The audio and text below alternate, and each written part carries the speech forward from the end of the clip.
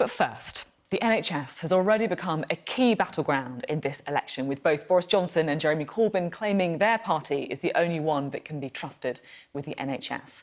Well, today the Conservatives are promising to try and relieve the pressure on GP surgeries with 6,000 more doctors over the next 5 years. And joining us now is the Health Secretary, Matt Hancock, to explain the policy. Thank you for being on Sofa Ridge on Saturday. Good morning. How are you? Not too bad, thank you. So just explain to our viewers exactly what it is that you're announcing today. Well, we understand the pressure that primary care is under and how frustrating it is if you can't get an appointment at the doctor's. And also for the doctors, the pressures are great, and we want to relieve those. So over the next 5 years, we're going to have 6,000 more doctors in primary care, in GP surgeries, and we're going to do that by a combination of training more, so we're going to increase the annual training places by 500. We've already got record numbers of GPs in training, but we're going to increase that. We're also going to do more to help experienced GPs to stay in general practice. Too many are retiring early at the moment, and that needs to be tackled. And then using the new NHS visa that we announced yesterday, we're also going to hire more from abroad. It's all about delivering more appointments so that we can take the pressure off GPs and make sure that when people need to see their GP, they can get that access as quick as necessary. I mean, it's interesting that at the moment, almost half of appointments at the GP are on the day, so you know the day that you need one. But clearly there is that pressure. I've seen it myself. I understand how frustrating it is, and I'm absolutely delighted that we're able to commit to this package for tackling it. The problem is, it does feel a little bit like this is something that we've heard all before, because in 2016 the government promised that there would be 5,000 new GPs by 2020. And bluntly, that hasn't happened. The number of GPs is going down. No, the number of GPs is now rising, and I'm glad about that, but it's not rising fast enough. Well, they've fallen by 1,000 since 2015, according to reports earlier this year. Well, when I took over, it's true, they were falling, and I'm absolutely determined to put more support into primary care, and now they're rising, but they need to go more. So I'm then glad that with the very strong support of Boris Johnson, who is emphatic about this agenda, we're able to make this commitment. The thing is that over a generation, within the NHS budget, a higher proportion has gone to hospitals, more and more. And I think that in order to stay healthy, to have a healthy population, you've got to support people to stay healthy in the first place. You know, prevention is better than cure. And GPs are the bedrock of that. They're absolutely at the heart of helping people to stay healthy in the first place. So one of the big changes that I'm trying to make in the NHS as Health Secretary is to focus more on prevention and keeping people healthy, and increasing, for the first time in a generation, the proportion of the money we spend on the NHS that's going into primary care. And today's announcement just reinforces that direction of travel. So, yes, I fully acknowledge the pressures, and I fully acknowledge that while we've made progress since 2010, there's a lot more that needs to be done. And today, I've got the commitment of the money from the Treasury. It's all taxpayers' money, so we need to spend it carefully. And we've got the plan to deliver the extra GPs and the extra support staff, as well as the extra technology that's needed to make sure that we take that pressure off GPs, and so that all of your viewers, when they need a GP appointment, will be able to get one.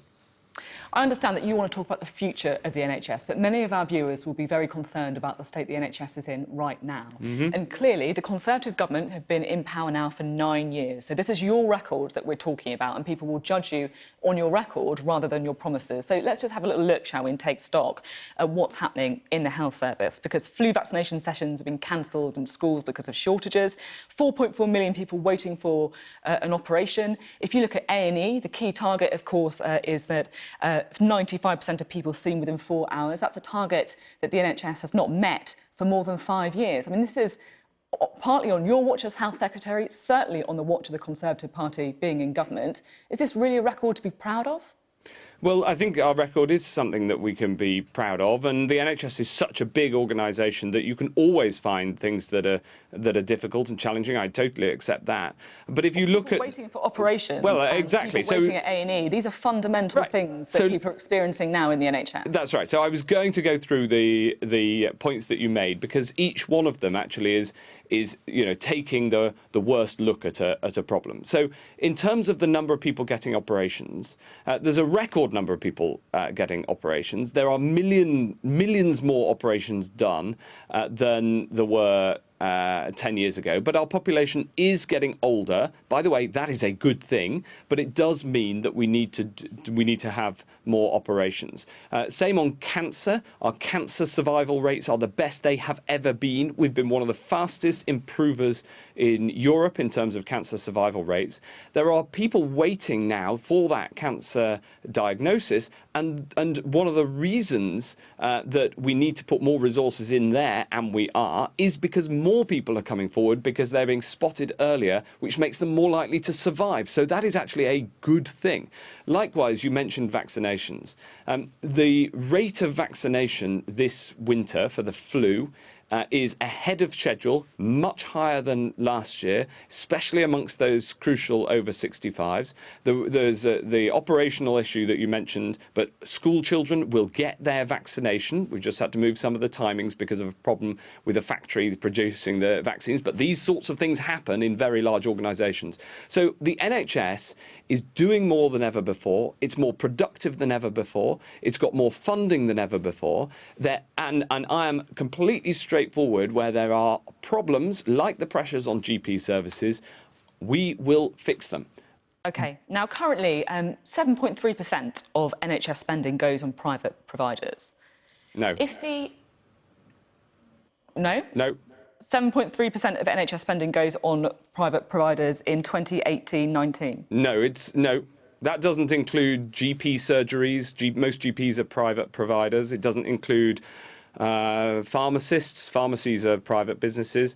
The NHS has always provided the services through a mixed economy. What matters is that it is free at the point of delivery. So I'm against the idea that we would scrap that. I'm against the privatisation of the NHS, the idea that people should have to pay to go for it. Of course, the NHS is always, the whole drugs budget in the NHS. Can you rule out the percentage of spending on private providers going up then under the Conservative government if you win the election? Well, it depends what you mean. I mean, I've just committed to 6,000 more GPs, and most GPs are private companies that are contracted into the NHS. So I certainly wouldn't want to rule out the increase in the number of GPs. No.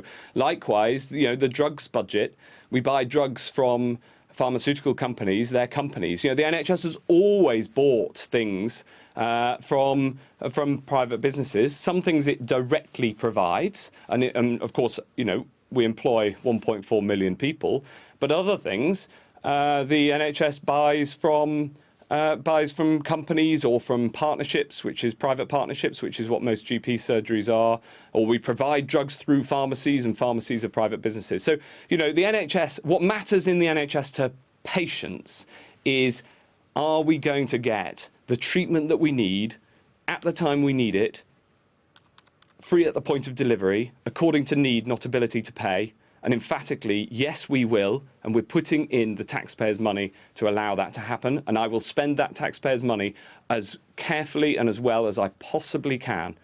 Now, while we've got you, I want to ask you about a really important story that we've been covering a lot on Sky News, and it's about a girl with autism, and her name is Bethany. That's the only information that we can give about her. But she was sectioned 3 years ago because she was deemed a risk to herself and others at the age of just 15. She's done nothing wrong, of course.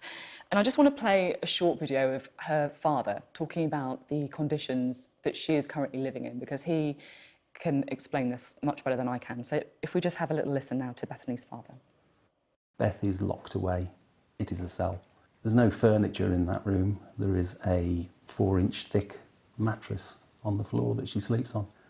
There's not a window that she can see out of. When it comes to feeding Beth, Beth has to move to the end of the room, sit on the floor behind a line. Only then will they open the door, slide her food in, and then quickly lock the door again. The video is of me having my weekly 2-hour contact with Beth. To have to kneel down and talk to your child like that, not because she's a criminal, but because she's autistic and unsupported, is utterly horrific. I mean, it's pretty heartbreaking to hear from It is, yeah. Jeremy there, Bethany's father. You know, the NHS England has accepted it's got her care wrong. The Care Quality Commission said in May the system's not fit for purpose. The unit where she's in has acknowledged that they don't have the expertise to really look after her. Yeah. I mean, she's not a criminal. What is going on? And can you give any assurances to Bethany's father that she's going to be moved into somewhere much more suitable for her needs? Yes. I've met Jeremy and I insisted on a serious incident review, a serious case review into Bethany's care, which I've received a couple of weeks ago. And in fact, we've published the executive summary of, which is very unusual because these things are highly sensitive and Bethany's case is incredibly difficult and complex. And there's 10 recommendations in that review, which we are considering very carefully, essentially looking at how we can take those forward. Bethany is it does need to be moved, and we're lining up where we can move her to. We've got to get that right. It's a very challenging situation because her care needs are very, very significant. And I would love to see Bethany be able to move into a community setting, but again, that move would have to have all of the support in place. It's one of the things that you do as health secretaries. You come across some absolutely heartrending cases like this, either where the problems of the condition are very serious, or where care has gone wrong, as it has in this case, and you know, you do everything you can to solve it. So. As I say, I had that review done. There are 10 recommendations which we're working on now. I mean, and the department's working on them even whilst the election's going on. But there's a broader point too, which is that there are just over 2,000 people in inpatient settings who have severe learning difficulties and autism. That number is reducing, but it could come down further. And I've insisted on a case review of every single person in those conditions, because the thing I just want to bring it back to Bethany. Yeah. I just want to bring it back to Bethany. Can you promise that she will be moved into somewhere more suitable for Christmas? And will you take this opportunity to apologise to her father for the situation that his daughter has found herself in? Yes, of course. I apologise to Jeremy and, frankly, to Bethany for the things that have gone wrong in her care. The current plan is for her to be moved to a more appropriate setting before Christmas. I very much hope that will happen. Of course, that requires a space to become available, and there are some other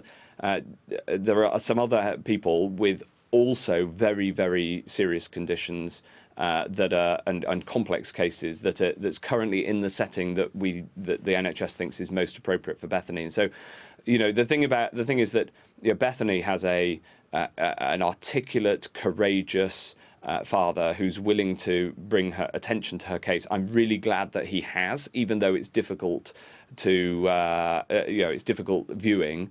I'm really glad that he has, because it has helped me to drive the system to improve the care for people in those circumstances. But there are also people in similar situations who don't have that amazing support of a parent, and we've got to make sure that they get the best care as well. Hence insisting on an independent review of every single case, so that we can ensure everybody gets the best possible care. I think this is something that we need to absolutely sort out.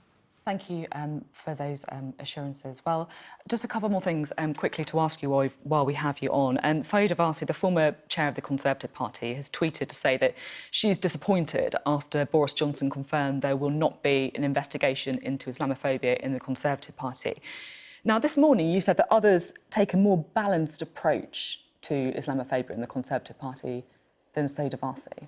What exactly did you mean by that? Well, we need to be absolutely and entirely tackling Islamophobia and any other kind of bias and racism wherever we find it. Unbalanced approach?